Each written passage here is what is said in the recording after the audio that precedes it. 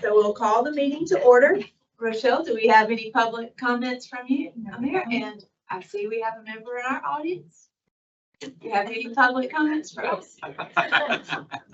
We appreciate That's unusual.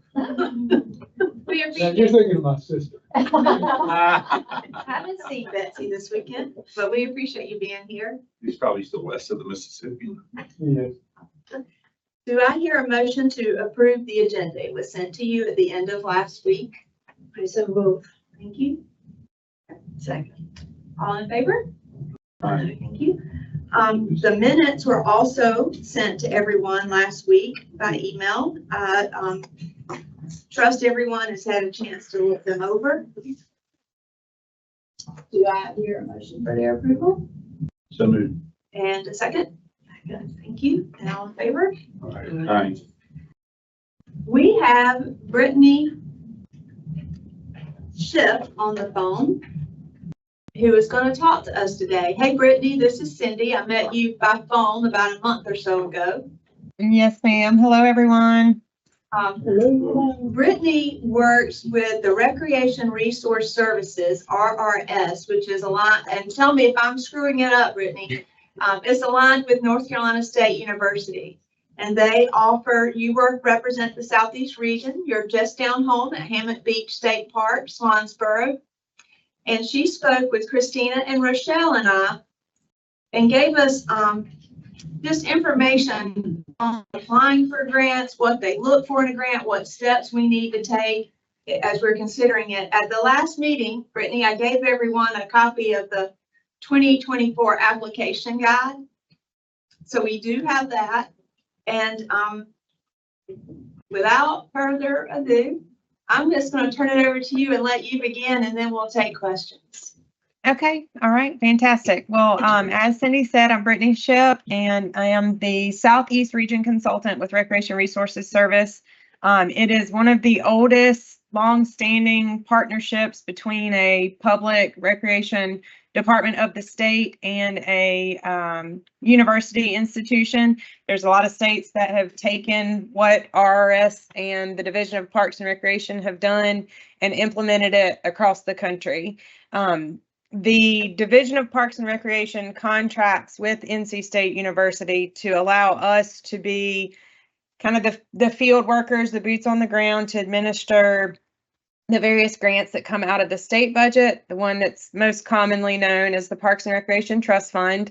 And we also oversee the Land and Water Conservation Fund that is distributed to the State Division of Parks and Recreation through the National Park Service. So it's an actual federal grant that comes to the state and then gets divvied out to some of the state park projects. And then a portion of it also goes to local government projects.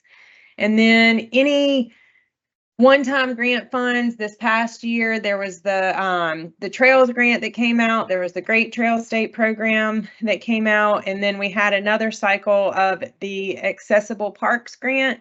And any of those that come through the state budget will typically fall under us to administer, because a lot of their guidelines fall under what the Parks and Recreation Trust Fund guidelines are.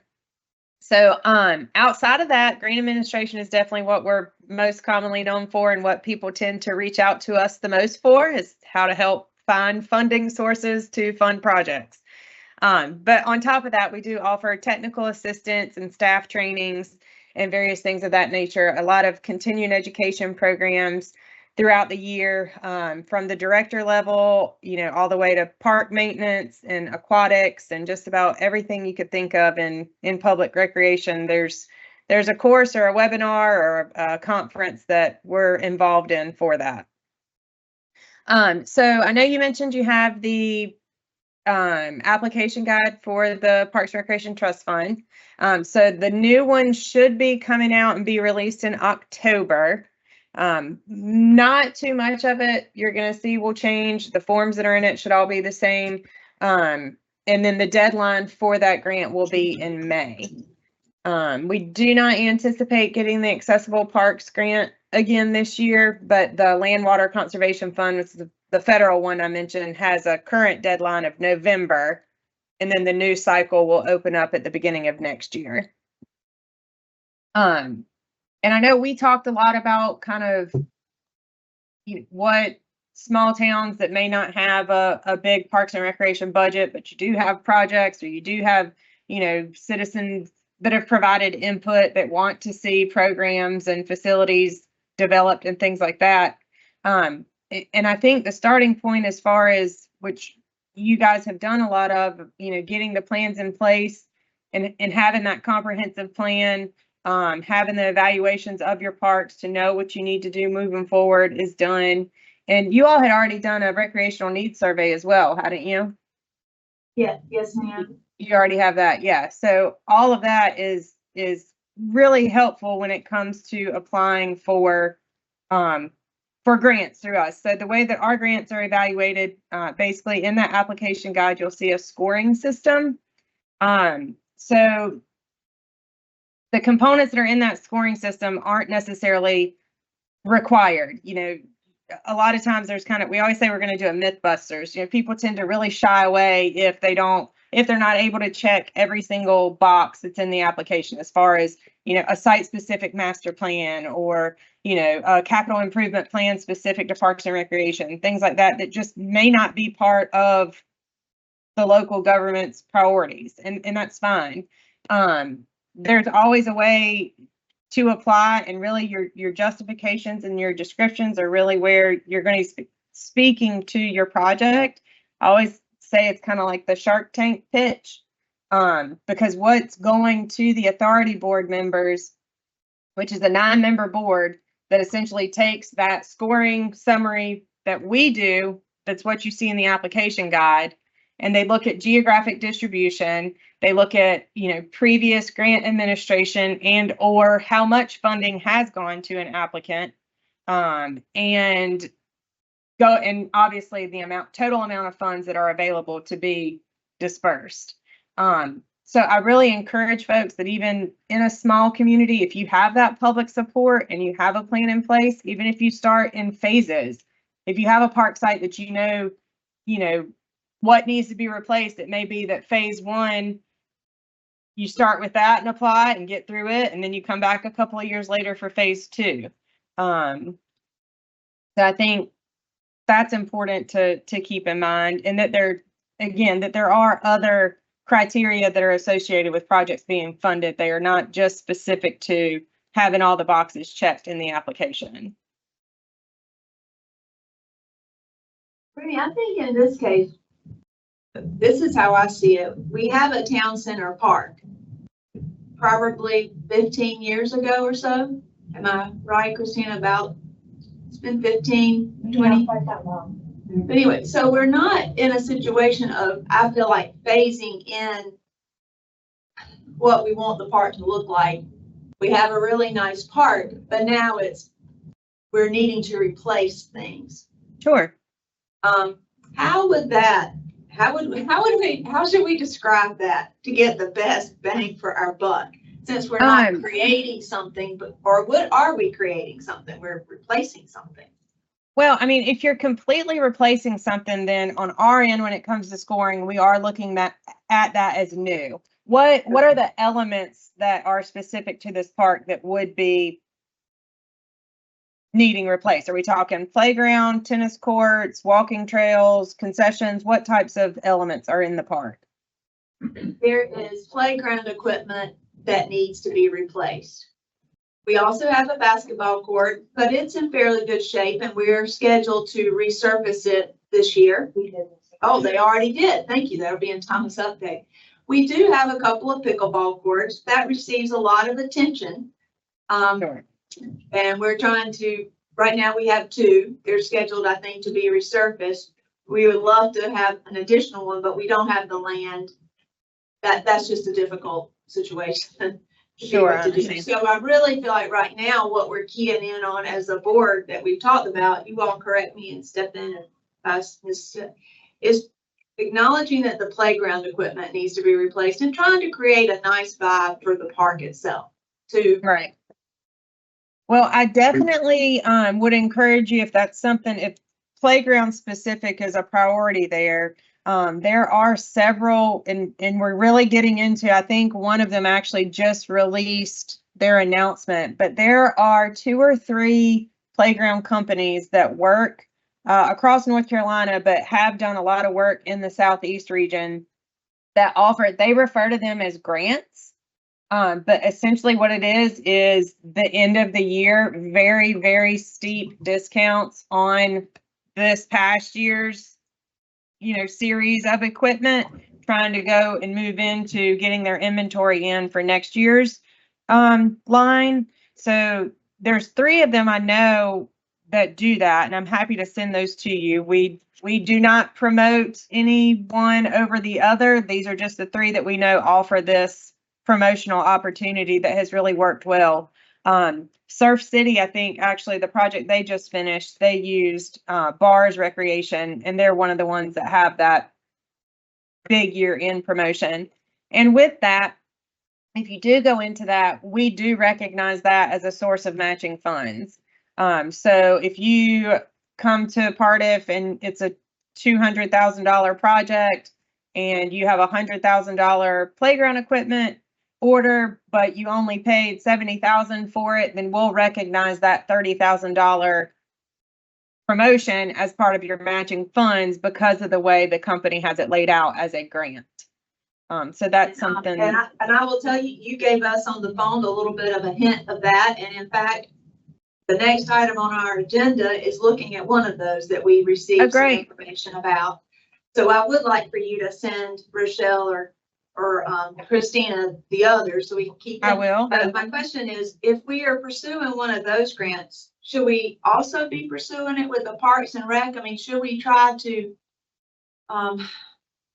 do more, or is just having a Parks and Rec grant, it's just doing playground equipment, not going to get us very far in that grant process? I don't think my question, I stumbled over it, but I know what you're asking. Will the grant be competitive if you're only asking to replace a playground? right. Is that, yeah. So I always encourage people to ask for what you need. If the playground is where your need is, if the playground is what is being most heavily used, if the public input supports wanting to have that equipment and wanting to see the park enhanced, then that's what you need to ask for. I'm sure, the playground companies have all, I call them playground companies, but they're more than that now. There's so many of them that in the last 5 to 7 years have gotten into true park enhancements. They're selling the amenities, the benches, the picnic tables, the shelters, even prefab restroom facilities are coming out of what was once a playground company. It's not just the playground structure, swings and seesaws anymore. They're covering a lot. They can help you with your site planning, save you thousands of dollars that would normally go to a landscape architect or engineer or something of that nature. Depending on what surfacing you're going back with, there may be items that ultimately you're going to have an engineer look at that may require, certain stormwater permit modifications and things like that. But the playground companies that are consistently doing work in Eastern North Carolina that we see coming across our desk that are having successful projects can help you with all of that and save a lot of money. Alex, did you have a comment you started to make a second? I had a question regarding applying for the grants. 2 things. One is we're a town of a few hundred people, but in the summertime, there are thousands of people here. Will that be taken into account in terms of size? Because we lose a lot of credibility when we're a town of 300 trying to get, $200,000 in playground equipment. And the other question is, if we made the park or the playground equipment or parts of it ADA compliant, would that also, because I don't think we are right now, would that be another one of those benefits in the scoring system? So 2 parts to answer your questions. The first one, we see all shapes and sizes come through the Parks and Recreation Trust Fund. We see, there was one, I think probably been 2 years ago now, I had a $42,000 total project request for a very small community in Pitt County, and they were funded. and it was very similar situation, very old park site, very rural community. And I want to say they were a couple hundred population as well. But they had done that public input and they were able to sell it in their justification, which is the really nice thing about Cardiff is there is still a human element involved where they are looking holistically at the projects, not just how you rank, how you score is how you get funded. And speaking to your point, again, excellent point that you are what you are throughout the year, but then there is 2 to 3 months in the year that you're much more than that. And I think that speaks to the expectation of, you know, the life of the equipment you're putting in, the need for it to be a more substantial piece than what may be able to serve your community and your jurisdiction, you know, 8, 9 months of the year, but you need more than that if it's going to last. And then to speak to your second part, if you are going above and beyond what is required by ADA, then that is something I would share. But actually going into this year, there have been updates to state building code and things like that that are going to also include playgrounds in there. So it would be, the codes are going to be out to ensure that the playgrounds are also going to be ADA compliant.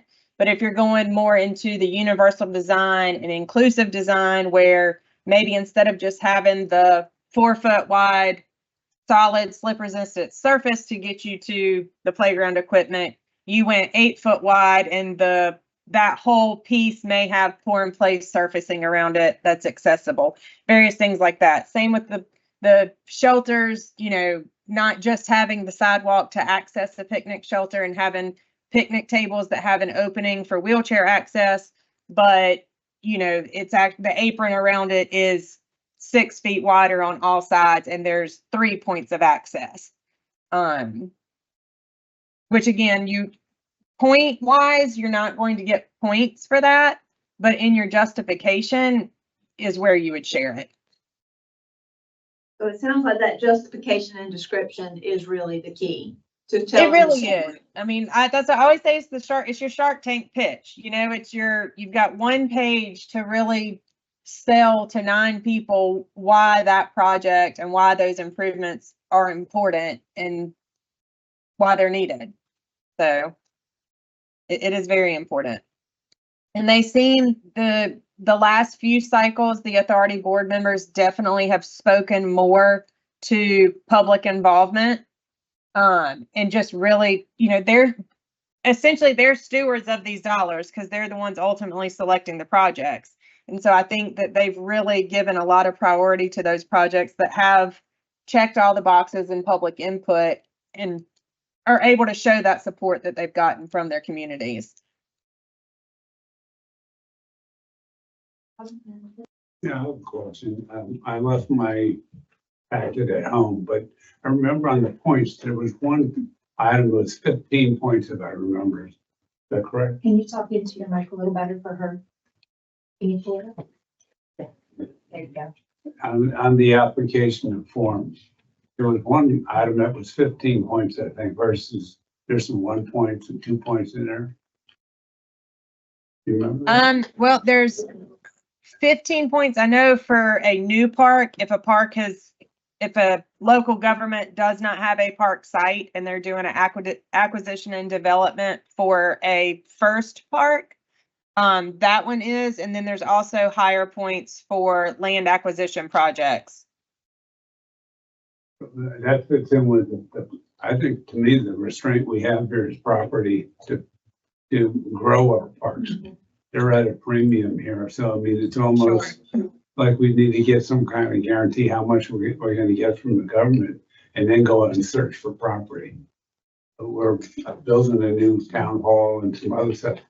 I don't know if there's going to be any property available there. That's the problem we're going to have to deal with. Not having a place to put it. Well, and again, you wouldn't, the first park points you wouldn't be eligible for since you do already have a park site that is established. And the scale is going to change as far as if it's acquisition only, acquisition and development. So it's a sliding scale there as far as your percentage. So you don't necessarily, you are able to get more points for both, but your percentage is going to change. So you're still going to be in the same sliding scale, if that makes sense. So acquisition only is you're eligible for 60 points. Development only, you're eligible for 100 points. As acquisition and development is a criteria of 110 that you're able to get. And so then the percentage comes out of it where you essentially end up with a grade. So everybody's on the same plane. From that, I'm assuming if we're just looking for equipment, we are not going to be competing with people looking for property. Well, it's all in the same one, but that's what I'm saying. You're going to get a grade. So if you get, if somebody with land acquisition gets a 50 out of 60, then that gets divided out to what their grade is. If you're going for just development and you get 60 points, then you're going to get 60 out of 100 for a 60. So it's a sliding scale basically that accounts for having everyone on an even playing field. Okay.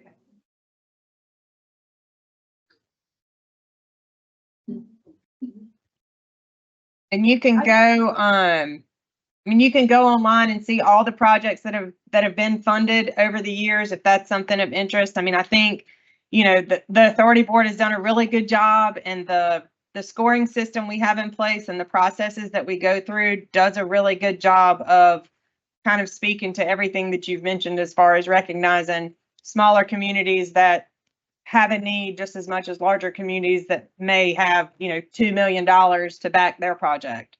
You see it across, this past cycle I had Salemburg get funded, which is a very small community in Sampson County, and Oak Island get funded. So two very different jurisdictions, types of areas, and very different projects and funds allocated to it. Don't be discouraged by being a small town with a small budget. We will not. We will score bangers on our our justification and description. There you go. We'll have a creative writing exercise. Absolutely. Connie? I just have you can ask her, but it doesn't matter that we've already had a part of the grant for getting the acquisition of that property up there, because we did have, that was one of the grants we got for the town center. And that was a question. Connie, Connie Ford, who's our finance director, she's not where she has a mic, but when we did create this part 10 plus 15 years ago, we did receive a part of grant for it. Is that in any way factored into us asking for this grant to replace equipment? No, was the grant, which I could go back and look it up, was it acquisition only? Did you just purchase the property with part of funds? It was acquisition only. Okay, so all that means is that the only thing you can ever do with that property is provide public recreation on that space. That's the only thing. That's exactly what we do. And if we were to, say we were to apply for this, for the equipment and receive the grant, and then in the next 18 months, 2 years, would it make us more or less competitive, or would it matter if we then came to apply for a grant for, say, pickleball courts or something? Say that. Repeat that beginning part. I just real didn't quick, know if you could, if we applied for and received a grant to acquire the playground equipment. Mm-hmm. As the board continues working to enhance the park, we have another project in a year to 2 years. Would there be any impediment to coming to the grant fund again with the next project? Absolutely not. No. You can you can even apply in one cycle for multiple projects. We don't encourage people to do that, because essentially you're then competing against yourself and adding, more requests to the pot of money. But no, there's nothing to say if you apply 1 year that you can't come back and apply the very next year. And also, in looking at the grant application for 2024, one of the deadlines is March, mid-March, to submit the draft. But it encouraged you to have it ready 6 weeks prior to that, which I'm just rounding off. That would be the end of January. Is that a correct reading? In the best of worlds, we should have a draft application ready by the end of January. We do encourage, because it is definitely an application that you're not going to sit down today, and even if you work all week long chipping away at it, it's just not going to get done. We really encourage people to start early. The application, the new one, is released usually in October, early November. With it being online in the web grants program now, as you begin to enter in your application elements, I have access from the back end to look at what's in there. So again, I just encourage folks, as you're working on it and as you get to a point you're comfortable to upload it, shoot me an email, let me know it's in there and I can go look at it. I really like in my territory to kind of keep it on a rolling basis. So it's kind of first come, first serve. As it gets in there, I'll look at it, I'll give feedback. That gives you an opportunity to go back and make changes where you agree or for us to discuss it. I definitely say at the very latest, mid-March, there needs to be something available for review. If not, you're just simply not going to have the time to make modifications if they may need to be made, to schedule an additional meeting or to modify documents or things like that. So January may be, that's aggressive, I think but somewhere between January and March, you'll be good. I like to work backwards. So I think if we have a deadline of the end of January, even if we miss it, that helps us, I feel like, know what we need to do next. Absolutely. I so appreciate you being here. Christina or Tom or Connie or Michelle, Maggie, do you all have any questions? No, I think she's answered what I had. And board members? Well, we really appreciate you being here. Well, let me see. We have a commissioner here. Do you have any questions for her? Okay. Brittany, thank you very much. Absolutely. Yeah. Just working with you. Thank you. Thanks, Brittany. Thank you. All right. Well, y'all enjoy the rest of your meeting. And if anything else comes up, you know how to reach me, and happy to answer any other questions. We'll definitely be in touch. All right. Sounds good. Y'all have a great day. All right, Thank bye-bye. you. Bye-bye. The next item on our agenda is an update on the playground grant application. You heard her mention that some playground equipment companies put out grant applications to help move old inventory, and our town received one of those, and we decided to just start dabbing our foot in to see where we were. So I'm not sure, Maggie or Connie or Christina, could one of you give us, Would you like to? sort of tell the board, because this happened right after we met. So tell us what you received and what we're doing.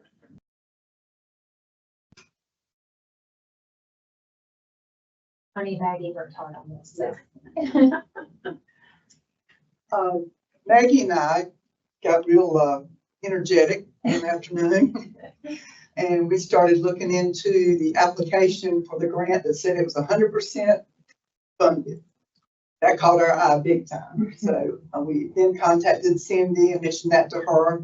Cindy was getting ready to go out of town. So she said, well, if y'all get a chance, go ahead and look into it. So we did. We went ahead and submitted it.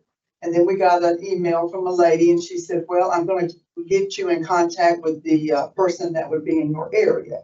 And that was Josh Hammond. And so Christina and I and Maggie got on a phone conversation with him Friday before we left for Labor Day. And he was very encouraging, to say the least. The grant, like she said, is more or less a discount on the equipment. So it depends on where we go and what avenue, like if it's 100,000 or 200,000 or whatever. We just kind of picked out a couple of things that he was showing us. Doesn't mean that we approved that by no means, but we just wanted to get a start on something. And as it happened, Josh had been here with his family on vacation Josh had been to the town center and seen the playground equipment.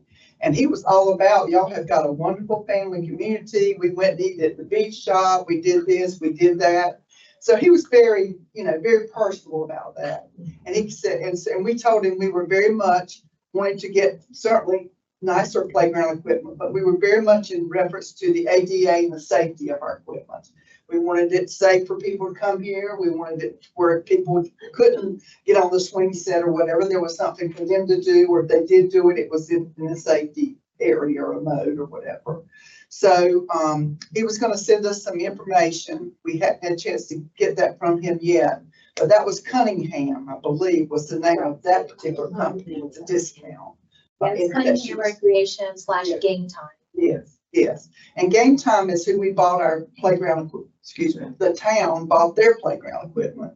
About, from, and we had a $40,000 donation from one of our property owners for that playground equipment. And that was back when we were trying to get things with the town center. We had donations. We had donations for the flagpole. We had donations for the benches, just different things. So, that might be something for the Parks and Rec think about. But so we did, like I said, we were interested. We wanted to get started and see what that, and when he said, well, hey, it wasn't like we're going to turn you down, and he said he would help us along with whatever, the questions we had and things of that nature. But the application has been submitted. He has accepted the application. Now, whether we want to try to, think about it for this year, like what we're in right now, or if we want to wait as we find out more information and try to put it in the budget for next year for Parks and Rec, that will be a decision that you and the mayor and the board will make, as far as that goes. You want to talk about the donation? He did ask, did we have any fundraising going on or anything like that? And we told him that the board, the Parks and Rec board had talked about fundraising and that we were trying to get started in that. So I'll let our town manager tell you what we come up with there. Well, we had a thought that maybe, because it was the day of the concert, the last concert of the season. So we thought maybe being we're sitting there under the tent, we'd make a little flyer that says, hey, we're trying to raise some funds to replace the playground equipment. Maggie made us a great little flyer that we were able to put out. And we kind of put out a jar, for recreation, for donations. And we raised $5. So we do it to start. You have to start somewhere. I think that is positive. It was kind of a thrown together last minute thing. There was no advertisement, nothing. So, we got to start. And I think that, that will just kind of help us on our way to trying to find other ideas and other ways that we can, start this sort of fundraising campaign. And I think having a clear direction of what we're trying to, of our goal, having, the equipment that we're looking at purchasing, go ahead, narrow that down. Having that visual there, I believe is going to help people to say, okay, this is what I'm donating to. And I think that will be helpful. So we need to start talking about an actual campaign, if you will, not just, hey, let's try to raise some money. Let's talk about a strategic campaign. And our town manager did reach out to our attorney to make sure that that was okay, because we didn't want to get out there and get arrested or whatever. But I did make sure it was okay. We collected funds that way. so I've already set up a Parks and Rec donation in our revenue account in the town, town's fund. We've deposited our $5 in there. That's And start. hopefully it will grow much more. If I have any other questions or. Well, Thank you, Connie Thank and you. Maggie, for all your work on that. I am excited. I feel like we have lots of nebulous little air dots up in the air, and I feel like slowly they're starting to come together. One of the things I feel like you need before people are willing to donate is they need to know why you're raising the money, which means we need to let people know what's wrong with the playground equipment. That's a comment I've heard. Well, it's not that old.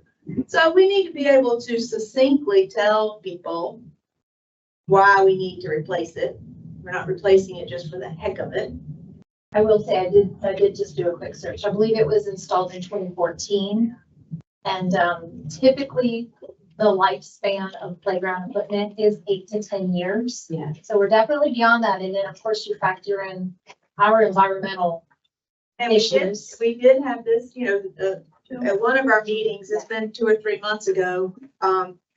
There was, I think, someone come inspect the playground equipment. I mean, this has been a while. In fact, it was January. Oh, yeah, it's been a long while. I think they're done annually. I believe. So, It is. Okay. so we'll be having, so this coupled with the useful life, we just need to be able to somehow succinctly say it so people can get it, and then have an idea of what we're wanting to replace it with and an idea of the cost. And some of that will have to happen as we get the information, but I feel like we're making inroads. We know we can collect money to help offset any funds. Got the playground equipment gentlemen come online and coming to look and help us at least have that first thing. And then if we need to, maybe we can even couple that with a part-of grant to help us with the rest, because whatever discount that company gives us as seen as part of our financial match. So this is how I understand that. If the playground equipment's 100,000, they're willing to do 50%. That's 50,000 of our match that we need to show to Pardon through that playground equipment. So then if we can raise another 10,000 or 20,000, our percent, you see what I'm saying? And so then what we would be asking the commissioners for gets less and less to pay. Maybe it won't even be anything. So I feel like we're moving. Did you mention that the playground equipment is inspected for safety? So it's like safe equipment, right? So my thinking there is, are there buyers of safe playground equipment that could also be a piece of our financing of our new projects? So for example, somebody that might tell us about a buyer perhaps would be people that sell it. They might know people that would take safe used equipment. That's a great idea. And I think that's something that Josh with Game Time could maybe help us with. I mean, I'm thinking of like a church maybe or something, it's safe, but it's not $200,000, and so that could offset our cost. That's good. That is good. I was even thinking that we could talk to Josh about being a test case for saltwater conditions for some manufacturer that wants to be able to say, hey, we put in this equipment in a salty environment and it lasted X number of years. Without giving an endorsement or anything, of course. That's pretty much taking care of agenda item 6 and 7, the update on the grant application and the fundraising. Does anyone have any other questions or comments before we move to Tom for an update on our town projects? I have a question. I mean, is there any interest in us acquiring more property to be able to have a second part of it, whatever you want to call it? Or once let's assume we get this equipment, we upgrade, are we done? Then you talked about, you start backward, I do too. Where do you want to get them? I would like to have a second part in the town. We can find property. When the buildings all get squared away here, is there going to be anything left? Anything left Any land-wise? I mean, that wasn't identified on the needs survey. So I don't know that that's really a thought at this point. I think maybe just enhancing what we have now is probably what we're looking at.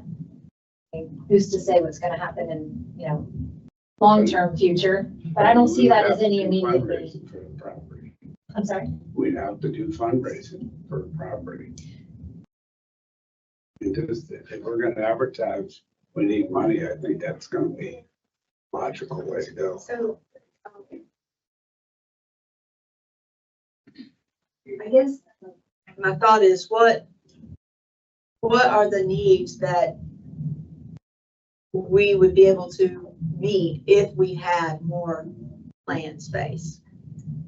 The one I think of off the top of my head is if we wanted to increase courts. But that's just because that's been a topic of our board. What else are you thinking? I think it would be more for walking paths, that kind of stuff. Those things where you stop and do sit-ups, the next one you stop and do push-ups. And Adult fitness equipment. Yeah, Okay. adult stuff, I think that would be kids studies, but. Yeah. I mean, what we have in the park is great, but it's basketball, pickleball, that's it. Nothing else, no shuffleboard, no jogging paths or anything, so. You always think big, you can always go down, right, John? Well, I did, one of the things I was gonna ask at the end, but this is a good place for it now. During the next month, as you have time, I would love for each of you to go through the master plan with this in mind. We need, one of the key components is public input and public requests. Like, what are the priorities of your public that have come out in your needs assessments? And that master plan and putting it together, sent out lots of surveys for people. We had the meetings, etc. The number one issue was all that I remember reading was always a multi-use pad. And we'll get back to that. But what I would love for you all to do, and I will too, but it's very hard because that document is so long and then you're online with it. So I feel like if we have more eyes on it, if you could jot down a page number where you see something about public, what we want, like if it has anything to do with playground equipment, and that was number 2 on their list, or just going through that report to help us figure out where in that report the public input was as far as what the folks want to see in the park. Workshop or something like that. We could do like a workshop, or we can go over that. I mean, we could, yeah. I think what we should probably do is identify them first and then maybe have some discussion about what, what was the results, what we found. Yeah. Well, maybe let's just start off on a little note and just, if everybody can spend a little bit of time just going through that report and maybe do a word search. Maybe we'll each have different words and we'll end up hitting different things, but to begin to pull together the public involvement and public wants. And then we can, and then as you see that, let's see what else you see, because that might then give us impetus for the next step of what we're doing, or a later step, maybe not the next one, with property and what would be accomplished with more. But I feel like we're making a good first step, baby steps. Tom, Yes. ready for you? Oh. Update on town projects. Rinsing station usage, this will probably be the last month I do this till, we get back in the season. Just for the total 6,300 gallons for the whole month. It's a decrease of 5,900 gallons from the previous month. So about half we cut that in half for August. Overall, I think the added stations were a big success. I know there were some questions at the beginning of it. We kind of talked at nauseam about, needed and, the usage, but it really had no impact on the water system whatsoever. So I'd call that a success. Nothing but positive feedback from everyone I spoke with about it. You mentioned the pickleball courts. We are projecting the week of October 20th to do that. It's the week after Autumn with Topsail. Feedback, thoughts, concerns from the board on that. They're going to be closed for, I don't know exactly, but at least probably 3-4 days. When you're looking at measurements, can you see if we're redoing courts anyway, if there's any way to fit more in the same space? I don't know that the answer is With yes the or current no. setup, no. Even if you shifted them to a different direction. No. I just didn't know if they went on south Well, as opposed to east. I have a feeling for something else. What? Well, you have a parking lot there and have people park to go to the beach. I mean, I looked at it myself when I went to look at the fence, which we haven't talked about yet. I've got it. And there seems to be the potential for shared space with the basketball court, because what I see when I ride my bike by at different times of day is the basketball players are not there when the pickleball players are there. And if we could potentially, I know this could be very controversial, but to expand the basketball court to be a multi-use court, that could be for pickleball from till noon, and then it's a basketball court afternoon, because there's almost no overflow for pickleball afternoon, and I rarely see a basketball player there early. But that would require some space, but not nearly as much space as creating a third pickleball court somewhere where nothing exists. And I've seen basketball courts with pickleball lines. I mean, that'd be, Yeah, I mean, that somebody would have to take the net down, or it'd have to be a temporary net or something. But I see a lot of unused equipment out there in the pickleball courts in the afternoon and the basketball court in the morning. And my brain says, why not maximize our current space and try and expand it? So anyway, not sure the court surfaces are the same. I don't know a lot. They are, yeah, it's the same surface, same paint that we use. It's just multi-surface. I mean, we'd still be talking about, some groundwork and stuff like that. But, and then somebody to flip it from basketball to pickleball back to basketball. But it's just a thought I had while I was out there during the Which the logistics of that might be a challenge in its own right. Typically the pickleball courts have fences around them. The basketball players will run off the court. They need a place to run when they run. Yeah. So, yeah, there is. And you have the basketball goal that is there that may be in the way of the pickleball players. Right. Unless it can be folded up or whatever when the pickleball courts are inactive. I don't know. It was just a thought in terms of two-dimensional, the ground, not even thinking about the poles and fences, such. And while you mentioned the fence, they were supposed to come out and look at that Friday and to postpone. So we're hoping sometime this week, I can't think of the company's name, but the same people that put the chain link fence up is who we reached out to. okay. And tell us exactly what they're coming. I think some of us looked at the wooden fence and didn't feel like that was a great, didn't think it would look very good. So they're looking at the one Just more like we have now. Just different options. And, Okay, good. and keep in mind, we don't have to do anything. Right. This is all part of that $500 donation. And if there's something, if we want to pivot, if there's something else we want to do, I don't know logistically how any of those fences are going to work down there, but we'll wait till we get the fence people out there and see what they have to say.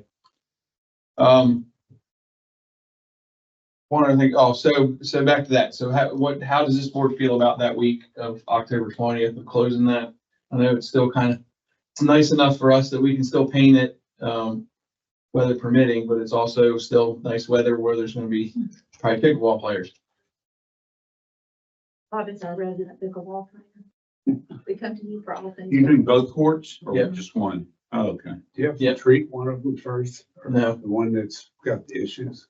No, we're going to do some work to it, but it's not going to be like an extensive closing for that or We anything. only closed for 2 days to let it dry, right? I believe the basketball court, we started on a Monday and was opened back up that Tuesday evening for the concert. Yeah. So now obviously the pickleball court's a little bigger and also it needs a little bit more work. So I'm thinking I'd say 3 days. I'd say 2 to 4 days. Yeah. We're not sure. The guys that did basketball court did a beautiful job. I watched it. Yeah. We should come paint my house. I mean, really, there's no good time to do it because the weather has to be permitting us to paint, and that's also pickleball playing time. So The other thing is, that you asked me about the fence. I don't understand what that means. There's no pickleball that can fly over that fence. They roll around it constantly, yeah, but they don't fly over it. Once in a while, basketball will bounce and come in. But I mean, it's nothing that. but how often is that a problem? That was my question from the beginning. Is this a problem that occurs once? You usually don't have basketball players out there with Yeah. pickleball by person. Having a fence is probably important for the pickleballers because it'll just run. On the other court, you have people sitting at the tables who will stop the ball and bring it back. Yeah. But on that side, I think it's more of a pickleball issue. And so a tall fence may not be Yeah. necessary. They had some kind of fence. that Just goes up, something. And the town made him take it away. Remember Yeah. that? The little blow up thing. Well, even the one that the wooden fence, the height of the wooden fence, which is the same as the fence between the two courts, about 3 feet, 4 feet, may be sufficient for pickleball. It wouldn't probably matter. It wouldn't help or hurt basketball, I Yeah. don't think, but it would definitely stop the pickleball from running out onto a basketball court and all the way to the restrooms. So, As I mentioned, I would encourage us to maybe pivot away from the fence and look at what other type of improvement or something we could use that money to. is the fence, that wooden fence, is it near its useful life, end of its useful life, or is it okay? It's fine. It's got two pickets are missing from it. It's easily repairable. But it's easy to fix then. Well, maybe we wait on that 500 project. Well, Just we're definitely moving forward with things, so that's. Yeah. So, Bob, you think closing the week of October 20th? We're not, I think we do whatever town wants. I agree. I just would be nice to put notice up as soon as you. And I think Yeah, that that's gives us plenty of time to put that out there. fine. Yeah, the later you go, the longer it might take to dry, so it's. And exactly why we're kind of in this dilemma. We don't want there's to never take gonna away be- the use of it, but I mean, it was Honestly. four Yeah. people out there today. It wasn't like 80 out there, Right. so. I mean, obviously. The season's crowd is over. on. Now's a good time to do it. Sure. All right, another thing, we made the decision to keep the beach access flags up year round. Historically, we took those down Labor Day or somewhere around that time.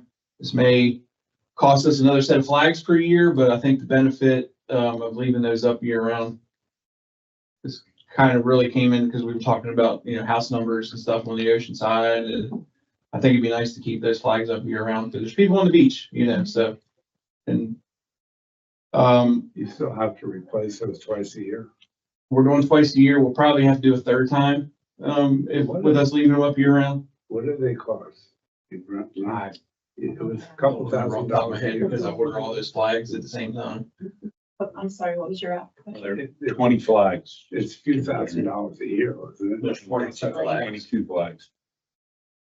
Probably about $1,000 in order. I think But just the beach access Yeah. flags is probably around $1,000, I would say. I've seen beaches where they have a metal flag. We've talked about that. So it doesn't do this when there's no wind and it doesn't go away when there's too much wind. We've had internal discussions in Public Works about that. Right, you get years of service out of it. So what have y'all talked about, and what's sort of your pros and cons that you found? It really didn't get that far. We just, Okay. someone mentioned it once and we were, I hadn't brought it anywhere yet, so. But that doesn't stop the decision to have the flags up year round, No. but, okay, that's nice. Steve Gordon with Autumn Topsail was getting banners, to replace our Topsail Sound banners, as we've mentioned before. Rochelle is working on our holiday banner and then a general use, or just a general information banner that we'll put up. The idea being, I'd like to have banners up year round for the fact of the brackets and everything we made. I think it'd be a lot better with that. And plus aesthetically, it was gonna look better. And the last thing I want to mention was, I think I mentioned last meeting, we are switching vendors for our porta potties. There's going to be a little lapse in service of like 12 hours. The company's coming on next Monday, the 8th, to remove the porta potties. They would not give us a specific time, just sometime that day. We tried to set it up where they took it out in the morning and we had the other ones brought in the afternoon, but they wouldn't commit to that. So, the new ones will be delivered that the following Tuesday morning. So Rochelle's going to put that out in the newsletter this week as well. So this change in vendor is to save money and also customer service. So. And that's all I have. Question about the rinsing stations. Are you planning to shut them off in the winter when it's cold? Probably when it gets to a certain temperature, we will. Storm, if it gets into that, real cold phase like we We had last year. like we get last year. Yeah, we had last year. We will. Yeah, most of us Oceanside shut ours off Yeah. around Thanksgiving, November, because it's too cold to rinse off anyway. So we brush off in the winter time. We don't rinse off. Oh, so mentioning rinsing stations, this just came up today. The one at the park is the blue one that kind of matches the rest of the stuff. They're about $7,000 a piece, and it's leaking beyond repair. The inside of that, the fittings and everything's just so rusted that it's just kind of at the end of its life. Sure, it was put in same year that the park was put in. So thought being, rather than do that, putting in like we've put at the accesses there. I don't know. Thoughts from the board, because we need to replace it, but Right. you know, it's going to be a different look than what's been there before. A lot less expensive. Yeah, we built one of those we designed all that in-house, and we probably reinforce that a little bit more just because there's more kids and everything around. But about $400 it costs us, $400 to $500 for the ones that we built in-house. Compared to, I think the last was like 6,000 or 7,000 when I got quotes on it. So it was Uh, a just- downside that it just won't look. the It's not same. gonna match everything, it's just not gonna, But you can match keep the- it looking nice and have. a Sure. good job. it'll look just like the ones we built at the accesses. For the difference in cost, we can. We can pretty it up. Yeah. Or we can discount the complaints. Yeah. Transparency. Anyone else have any questions for them? No, but I would like to make a statement. I think you did a great job in the music in the parks. I went to all but one, and I thought they were great, especially the last ones. Yeah. And I'm just listening to your $5. That could easily turn into $5,000. If we wanted to make this a regular, instead of twice a year, we want to make it every Thursday, Sure. every Thursday. And then I could get you the clam slammers one. We could, I mean, they work on tips, but we could split pots, you know, I mean, it's just food for thought. But you could fill that place. We'd had 150 people one time. The last time was about 100, I think. Yeah, I would say that this most recent concert we had was probably one of, if not the best, well-attended concert. And Cindy will make a big, donate button. I will get creative. How did the food truck vendor do? Excellent. Oh, good. It was great. As a matter of fact, I think, it was kind of like, this is a test, not sure, and we had conversation prior to the concert, and I was like, look, I don't know what to tell you. It could be hit or miss. You can have 5 people, you can have 15, 100, I don't know. But he was not prepared for the amount of people that he did have. And as a matter of fact, he sold out of all of the food was absolutely completely gone. So we'll tell you that in that particular instance, the town did not owe anything for that vendor. So that worked out very well. They should pay us. So now that we have some data, we might be able to negotiate. I would think We you could wouldn't have any leverage before. That's correct. Now we do have some leverage. Yeah. do 2 trucks. But don't make the same. 2 trucks, but At the shrooms. What was an hour wait for food? yeah. So, I mean, the second truck would have cut that. Well, again, I think too, this was a little bit of a trial and error, but I think now that we have some data, we have there's clout now, we can say we can draw a crowd in and maybe get some other food trucks that are, used to serving in high, environments like that. Was there any consideration asking our local vendors, in other words, like Cora's, to provide something? We have done that in prior years for the last 2 or 3 years, tried to get the downtown businesses to, get involved. Or Scoops either- to set up their ice cream? Either be open on that evening and have like a special meal, like a take and go meal.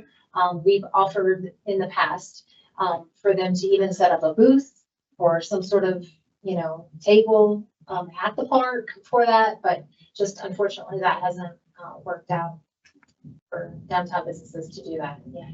I know Scoops has a portable thing that they have at Autumn with Topsail. They actually had it at Emma Anderson this summer.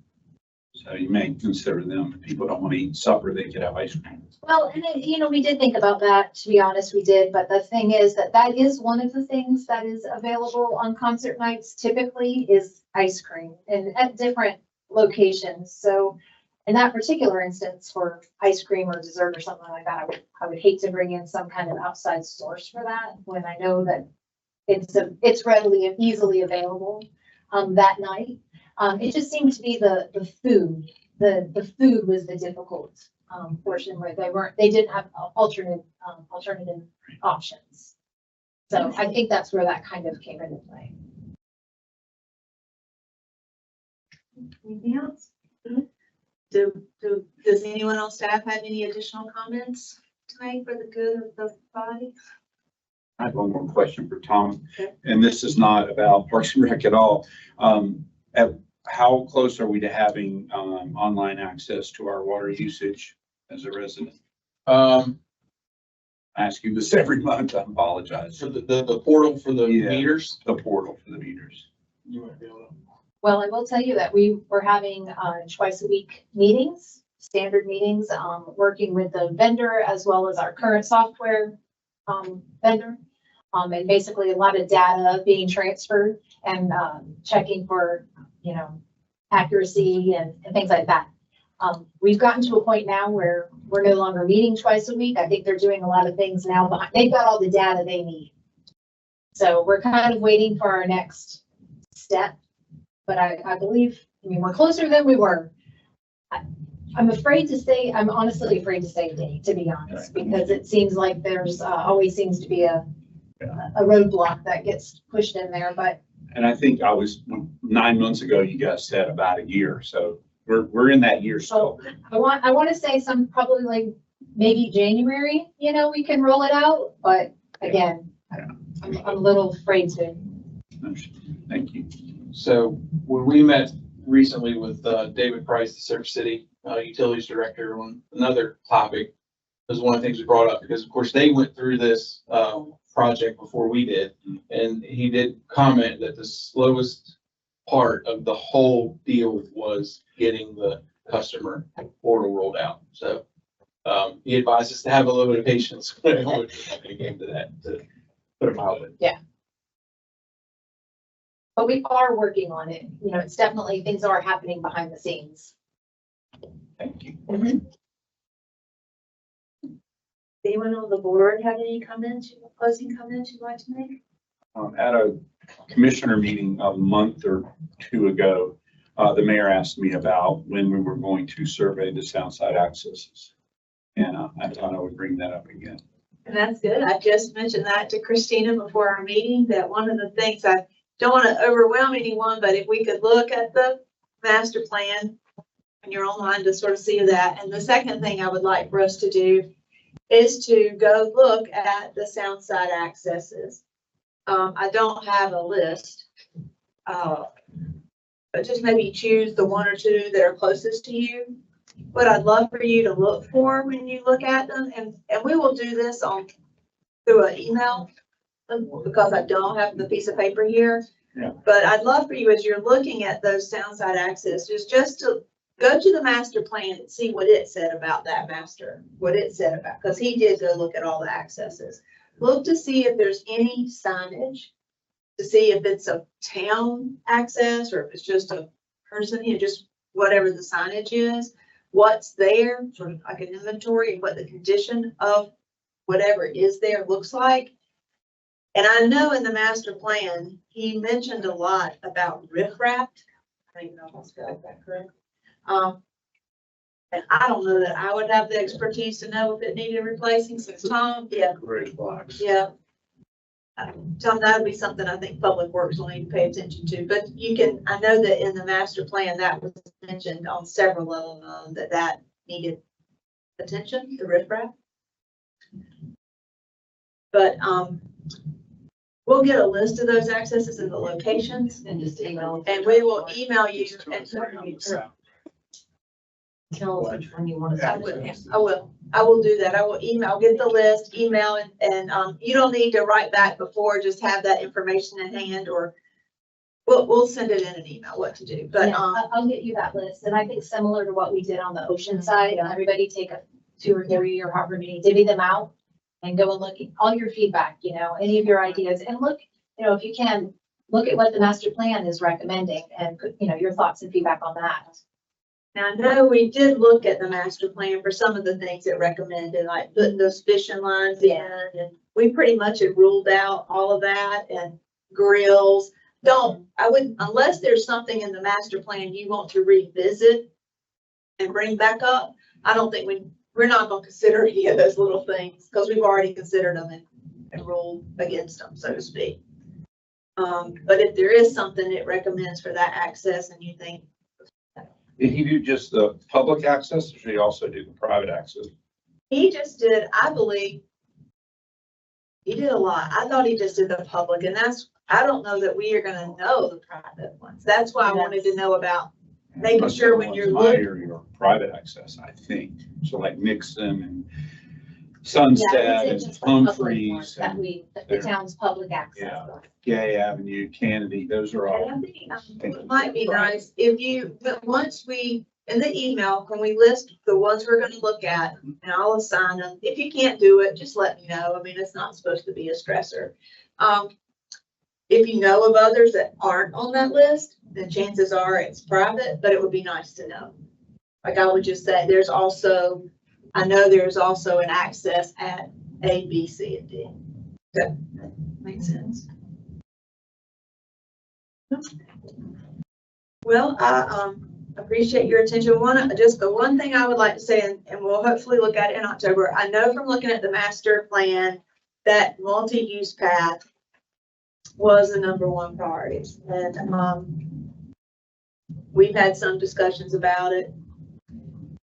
The grant process that you remember we had Adrienne Cox, who's a DOT representative for our region, and Sam Boswell from the COG, who spoke to us. It was too late to do anything about changing our grant application at that point, but that grant process should be closing out, I think. I will contact them again so that when they have closed out, I would ask them to come and give us a report on how our town fared. I don't think it fared very well, but I'll ask them to come back, let us know how our town fared in this last grant application, which should be ended up this fall. And the next one won't be for 2 years. So we can ask them for what can we do to improve our chances. I mean, we can sort of put that back. Get that 15-pointer. Yes. So that is my only thing I'd like, to figure out that and sort of revisit. Anything else that you want as we look forward to the next few months? Connie and Maggie, thank you again for all the work on that. I'm excited. Well, do I Sure. a motion? Do I have a second? All in favor? Thank you very much. Thank you.